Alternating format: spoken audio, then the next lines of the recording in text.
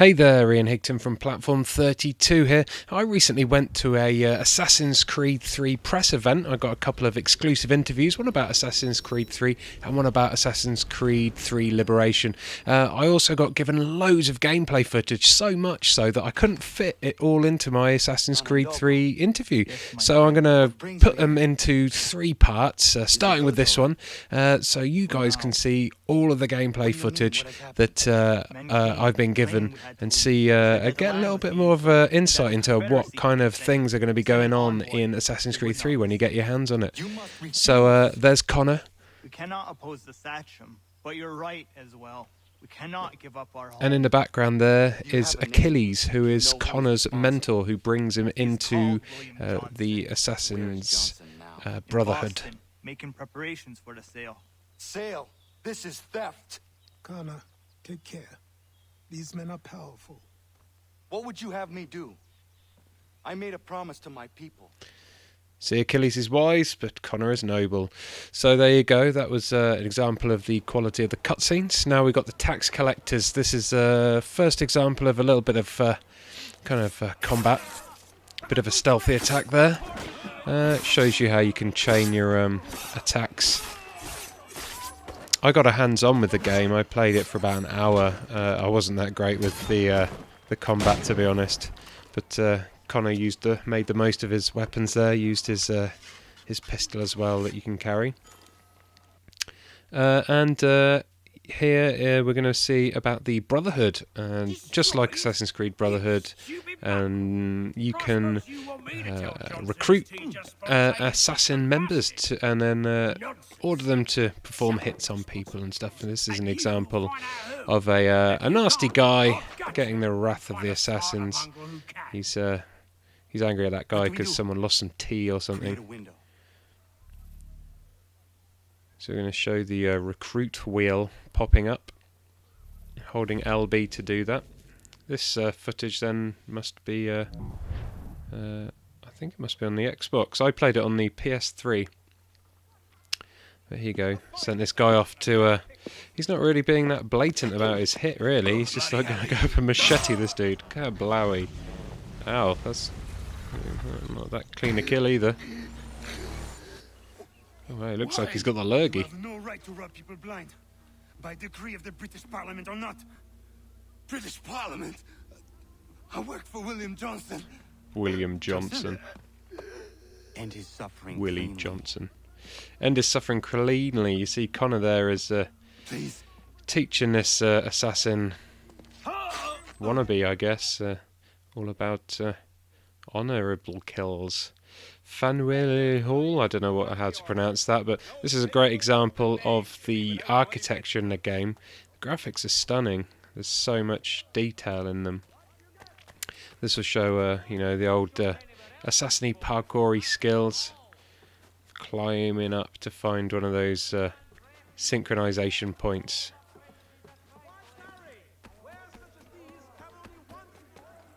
Travelling when I was playing it, I didn't play too much around the cities. I spent most of my time in the frontier, but free running and everything is just as easy to do as in previous games. There you go, lovely view, lots of ships. You get to go on the ships.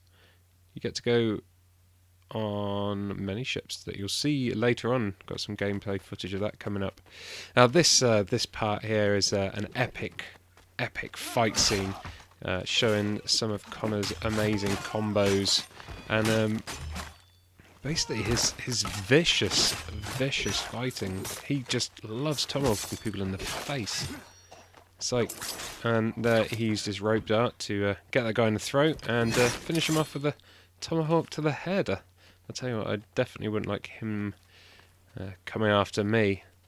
It's very unceremoniously just hacking at people's faces. So whoever's controlling this guy's just picked up a musket as well. He's just run straight in front of everyone, dodged the musket bullets, stabs a guy through the throat, and shoots another guy with a musket in the head. So his combo was kind of broken there. Someone hit him, but it's just, he really lays in with that tomahawk. Dodge, see that slow motion dodge of that bullet there? Have a little rewind replay if you can of that bit. I don't know how you trigger that bullet dodge, but it looked cool. And there's a kind of like finishing move similar to the Batman style of fighting, I guess.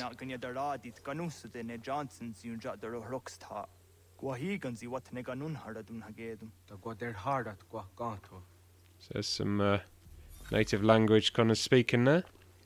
And now we're going to see a little bit of the navigation of the frontier and the tree running. Now, when I first started playing my little hour or so on the game, it took me a little while to work out what you could free run on and what you couldn't. I guess I was just getting used to the controls and everything, but it took a little while. But after a certain amount of time, you start, just like when you're running around the buildings in Jerusalem and stuff, you start noticing the bits you can run up and which bits you can't. And the developers have done a great job of kind of creating these routes through the frontier that kind of, at a glance, they just look like normal forest. But if you have got that kind of parkouring eye, you'll be able to pick special routes that they've planned. Trails of trees and things you can navigate on. It took me a while to work out what rocks you could climb as well. You can't climb up every rock, as this guy's demonstrating there. You couldn't climb up the first bit, but then he found a hand grip. It's, again, once you know what you're looking for, little white ledges and whatnot, then it's a lot easier to navigate than. Well, it's exactly the same as navigating up buildings and stuff, basically. It just looks a little bit cooler, a little bit more precarious. Just barehandedly climbing these rocks. Wow. I definitely wouldn't have the nerve to do this. I'm scared of heights. I wouldn't have the nerve to tomahawk people repeatedly in the face either, so I guess that's what video games are good for. Okay, I think Connor's going to, Connor, a little surprise attack on this guy. He's just out for a walk with his massively long gun. Ooh! Didn't even get to say hello, just buried a tomahawk in his chest. Oh, there he goes. You automatically go into kind of like a stealthy crouch mode when you go through long shrubs like that. Moose attack! A moose is loose about this hoose. There you go, it's night time in the frontier now. It's going to demonstrate a little bit of Connor's hunting skills. I used the bow slightly. I tried to hunt a deer, hit it in the back of the in the back legs or something, and then ran it down. And I think I just hacked it with my tomahawk, I seem to remember. But you get more kind of bonus points depending on how clean your kills are. So you get pelts and meat from them, and the quality of the pelts and stuff depends on how clean you've killed it. So if you get a clean kill, the animal doesn't notice you, kill it in one go, then you get a better pelt, more meat, and you can sell it for more. Screw it up and scare the animal, and it'll tense up and charge or whatever. Whatever happens, the meat and the pelt won't be as good. Connor just stabbed that moose in the side of the head. Come on, super moose dodge. He's going into moosey bullet time. Bit of a quick time event there. Never a big quick time fan, but never mind. There we go. And then Connor shows respect over all of his kills, even the animals, which he says a little prayer before he hacks them up. Here we go. This is the sea missions where you get to captain a sailboat. It's interesting, the developer told me that this part of the game was developed by a different studio to Ubisoft, as was there's a homestead, which you'll see in part 2 of the video, I think.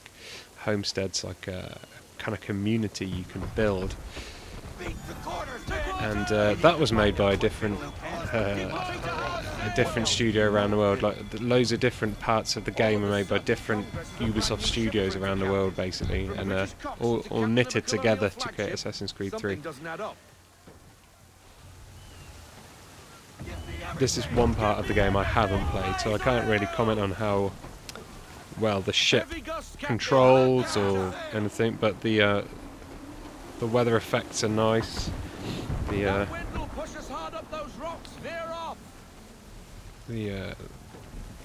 ship's mate, or whatever he was, when he wasn't rogering the cabin boy, was just telling me that telling the guy that the wind would blow him into the rocks, so I guess you have to steer against the wind and stuff. Looks like we're chasing down a merchant ship, which is 1,800 odd meters away. I don't know if this storm is scripted or if you can sail around the seas open worldly and storms pop up randomly, but as you can see, the sea is starting to get pretty violent now. She's coming about, sir!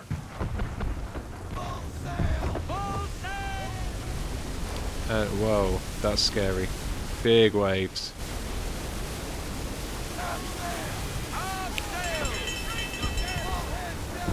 So there's a big wave hitting the ship. Okay, stay tuned for more gameplay videos. Just click on one of the links here for part 2 or part 3. Don't forget to subscribe and comment and thumbs up and all that lovely stuff. Cheers!